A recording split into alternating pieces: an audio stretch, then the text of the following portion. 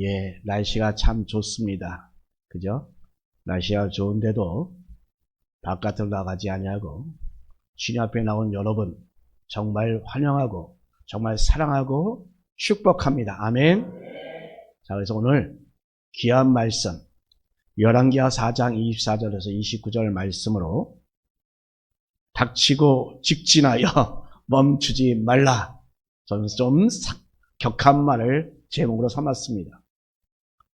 자, 여러분, 오늘 본문에 나오는 이 수넴 여인을 보게 되면 그는 이스라엘 골짜기 동쪽 끝에 있는 그런 마을로서 자, 오늘날 이 술람이라는 마을로 추정이 됩니다.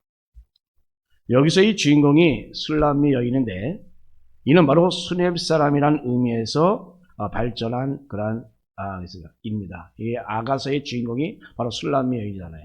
그게 바로 이렇게 발전돼요. 즉 수넴이 술람을 그리고 술람이 술람이다라고 된 것이겠죠.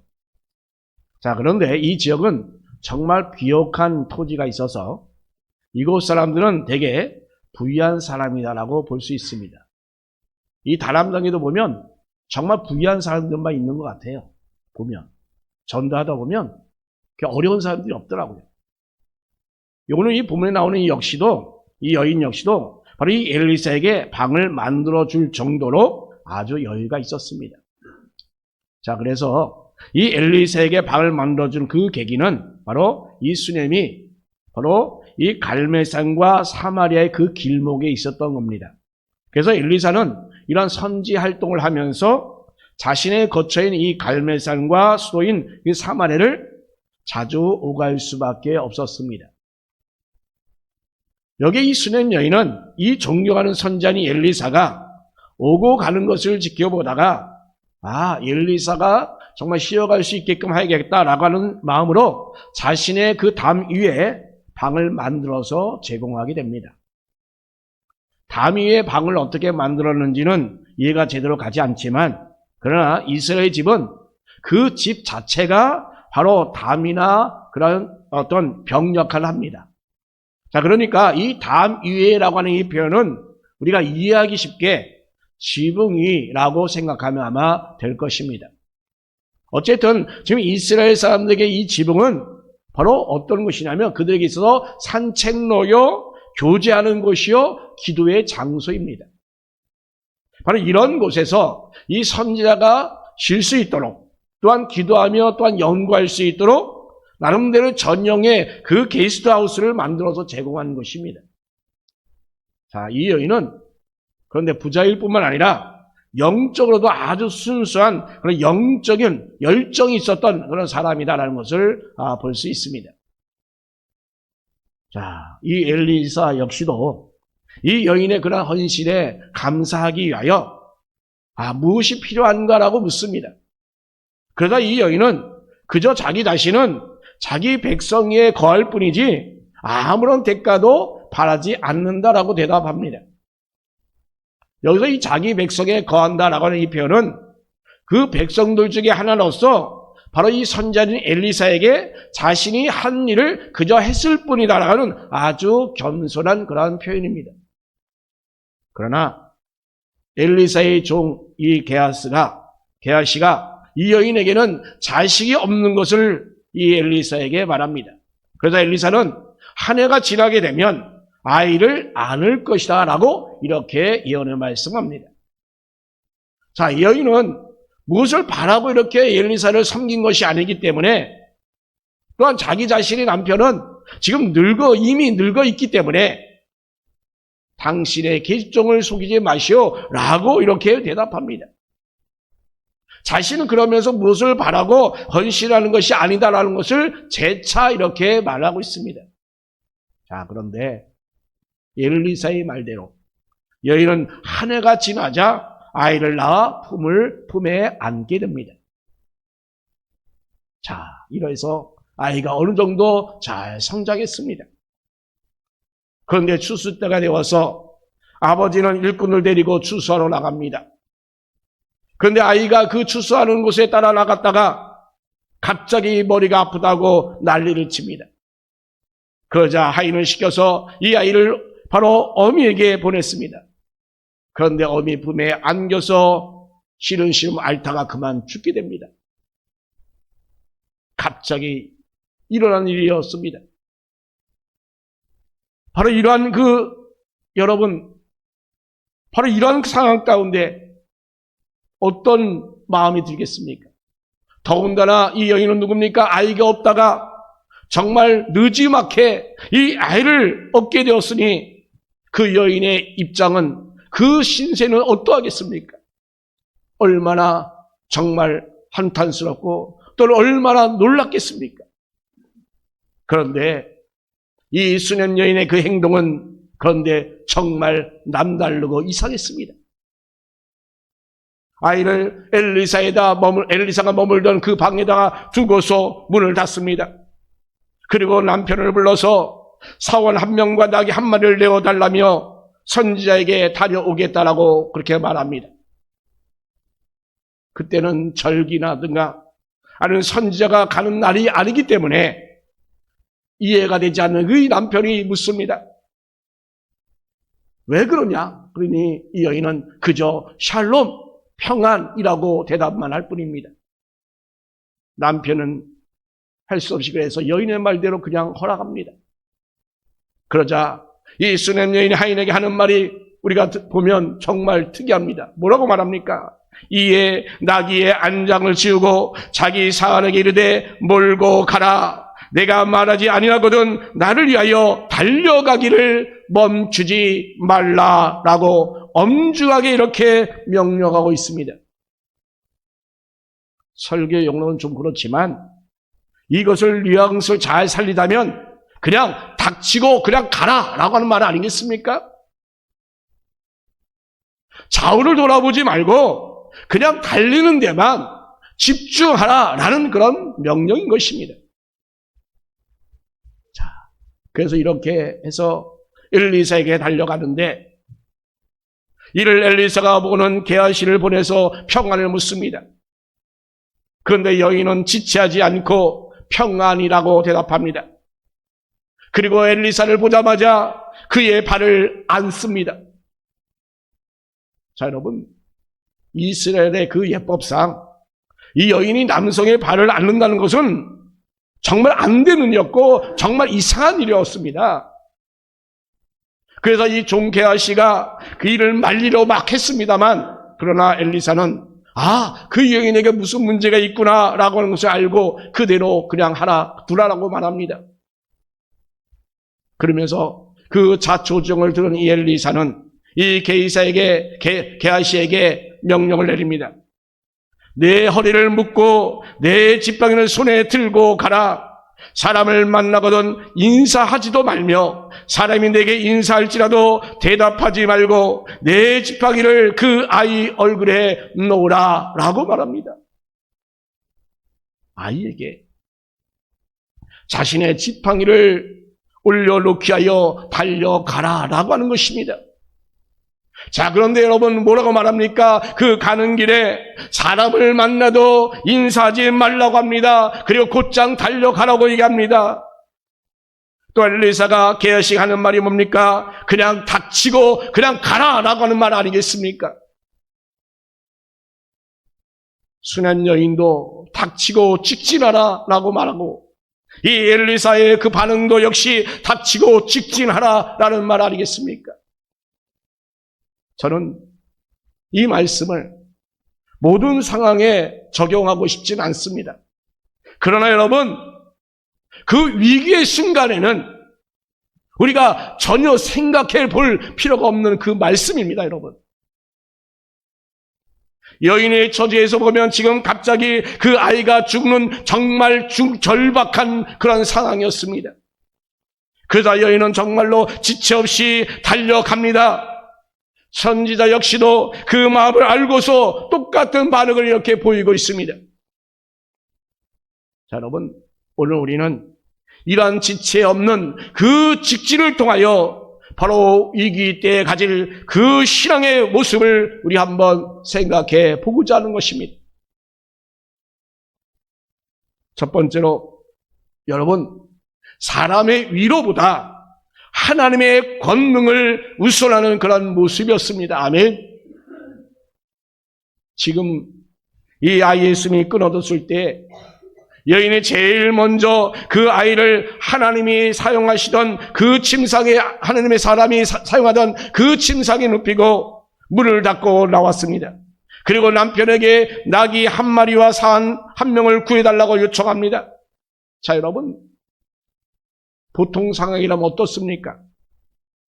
남편을 붙잡고 통곡하며 그 원망스럽게 그 수법을 아마도 토로하지 않았겠습니까? 갑자기 자식을 잃은 이 어미가 정말 어찌 침착할 수 있겠습니까? 그런 일은 정말 쉬운 일이 아닐 것입니다. 아니, 정말 불가능할 것입니다. 그 여인에게는 정말로 온통하기 그지없는 그런 상황 아니겠습니까?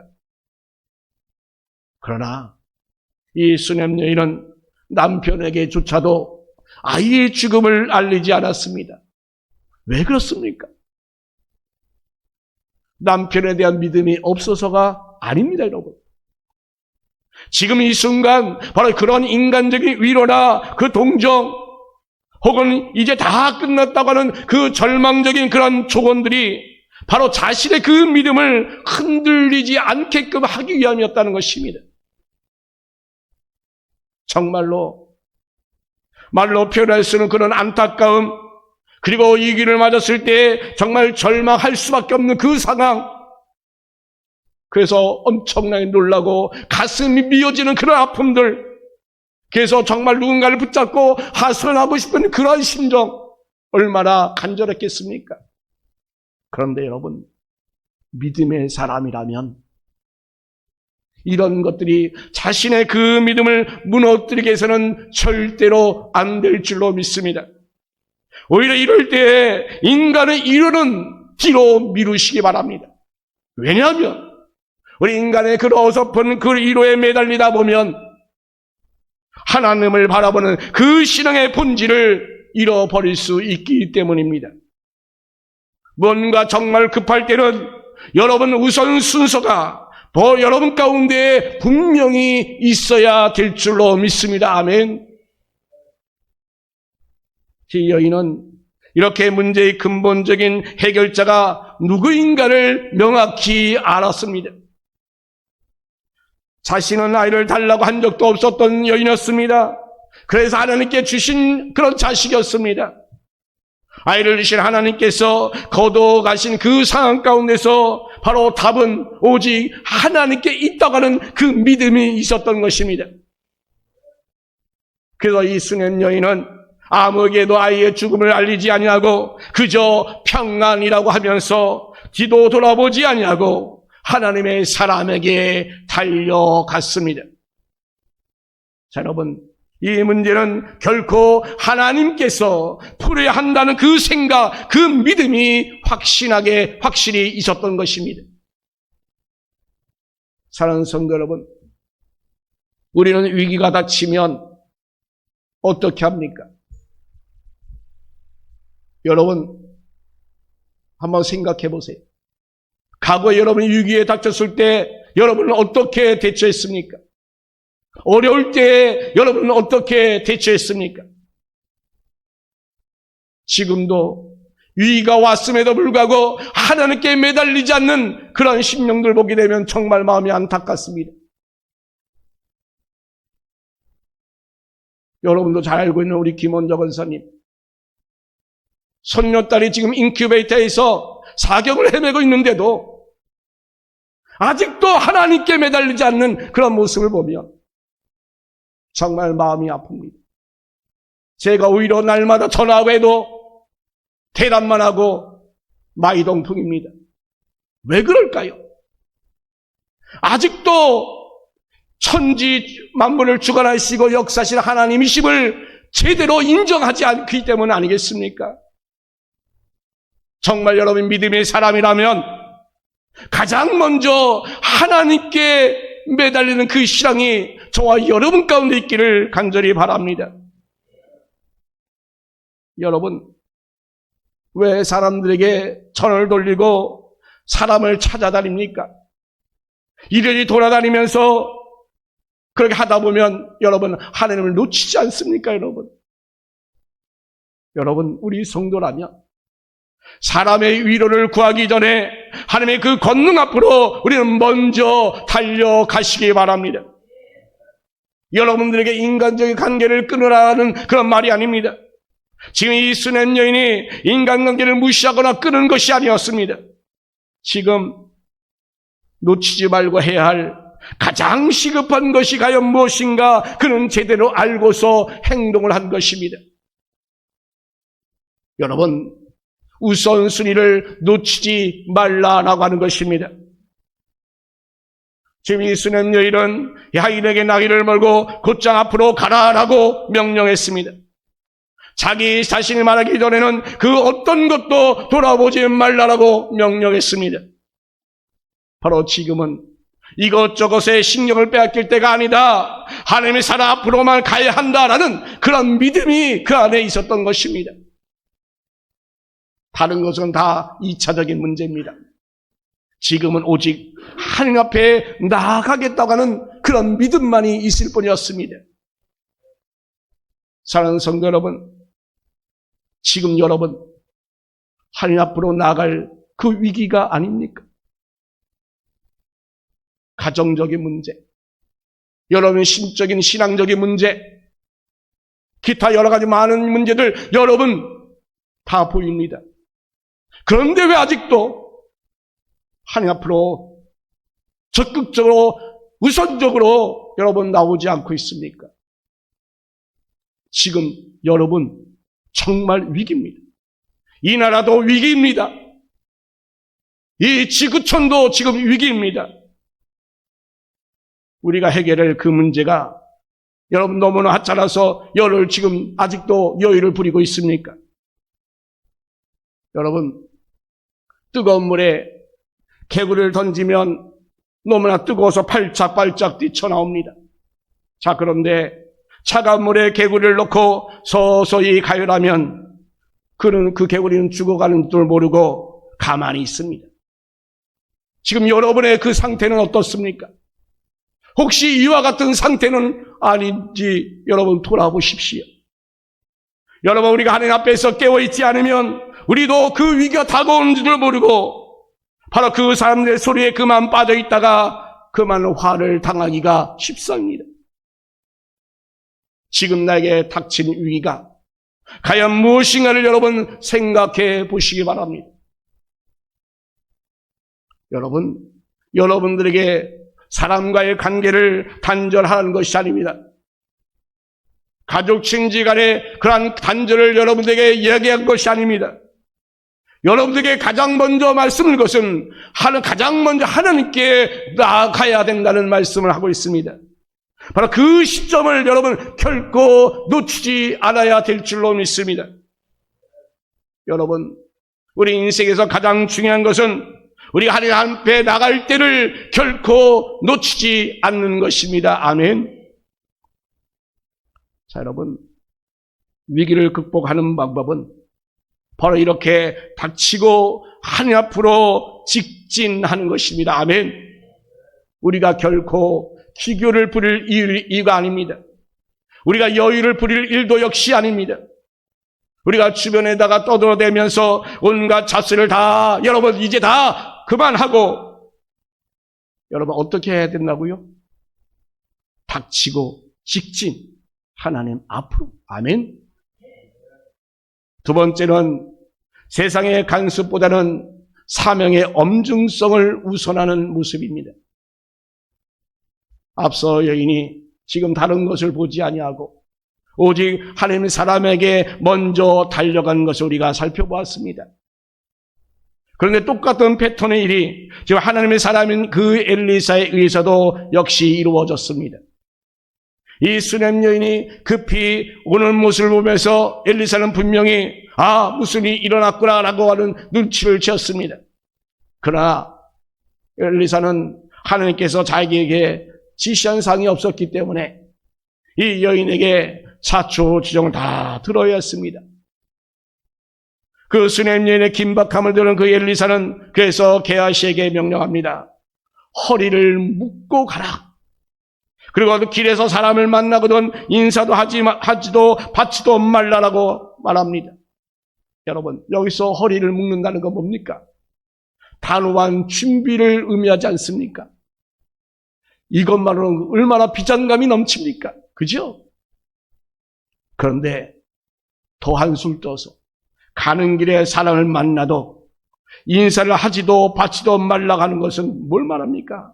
자, 그만큼 정말 긴박성과 비장감이 크다라는 것을 보여줍니다.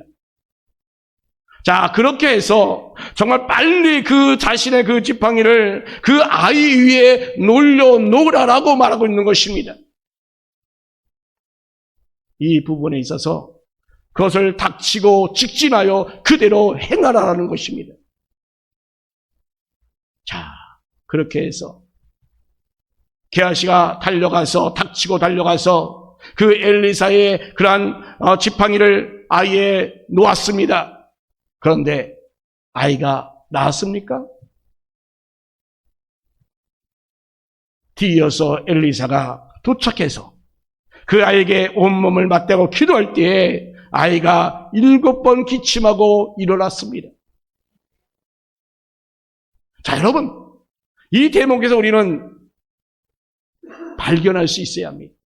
지금 이 게하시가 이 엘리사의 그 명령대로 그 지팡이를 아이에게 올리려고 닥치고 직진하여 가서 지팡이를 댔는데 왜 낫지 않았을까요? 자, 여러분, 하나님의 역사란 어떤 주술적인 그 모습이 결코 아닌 것을 우리에게 보여주고 있는 겁니다. 그런 지금 많은 목회자들이 어떻습니까? 주술적으로 무당처럼 미신적으로 그렇게 하는 행위들이 얼마나 많이 있습니까? 여러분, 하나님의 역사는 결코 어떤 점쟁이나 그런 주술사들 하는 그런 행위가 아닌 것입니다. 지금 지팡이를 올려놓는 것은 그런 주술을 의도하는 것이 아닙니다.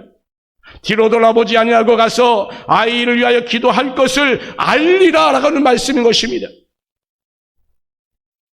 자신이 그렇게 하는 것을 지금 게하시를 통하여 지금 이렇게 보여준 것입니다. 자, 그러면서 동시에 이 종인 게하시에게 사명을 감당할 때 과연 어떻게 해야 될 것인가를 가르치기 위함이었던 것입니다. 이 게하시에게 이 지팡이를 들고 가서 아이에게 올려놓으라라고 한 것은 어떤 행위의 그 신민성을 말하는 것이 아니라 사명자가 이 사명을 감당할 때에 그렇게 긴박하게 이루어야 한다는 것을 보여준 것입니다. 아멘.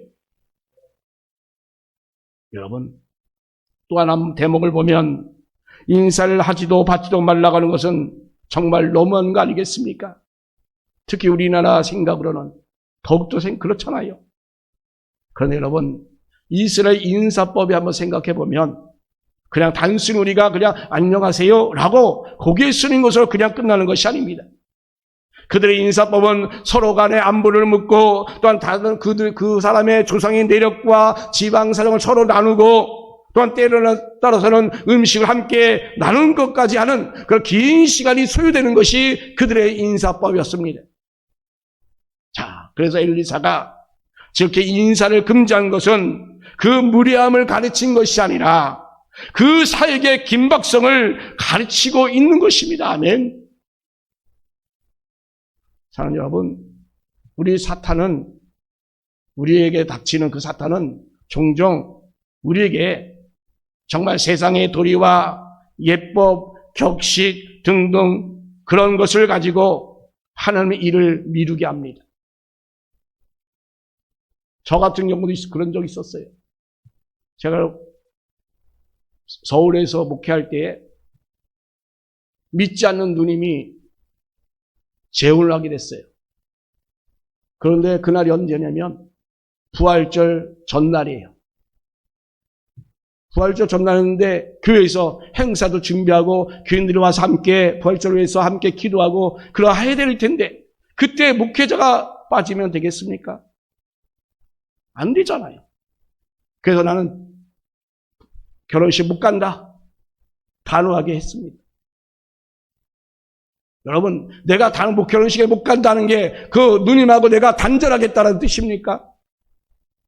우선순위가 뭔가를 알고 그렇게 한 것 아니겠습니까?